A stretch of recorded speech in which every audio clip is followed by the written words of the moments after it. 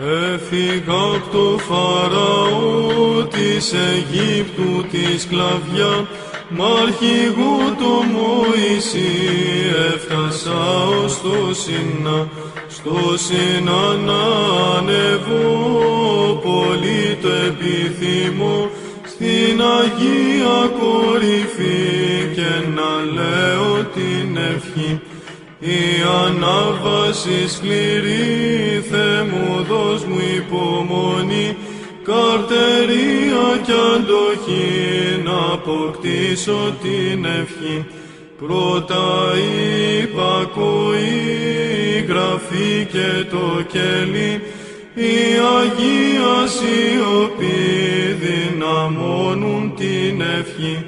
Την ευχή για να τη λες πρέπει από το μυαλό να πετάξεις μακριά κάθε πράγμα κοσμικό.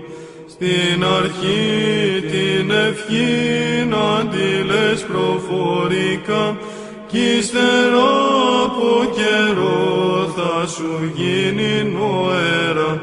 Και στα λόγια της ευχής να είναι όλη προσοχή, γιατί όταν φανταστείς κινδυνός να πλανηθείς, τον πειράζοντα πολύ ερεθίζει η ευχή, και γι' αυτό μην πτωηθείς όταν σου επιτεθεί.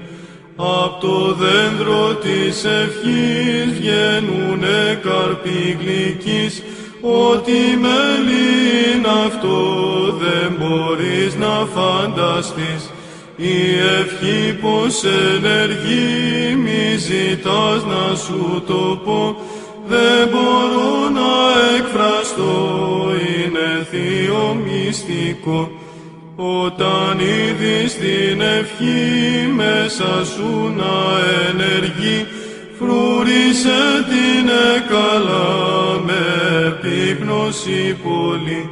Γέροντα μου σεβαστέ, Μωυσή μου νοείτε, έλα δώσ' μου μια ευχή να αποκτήσω την ευχή.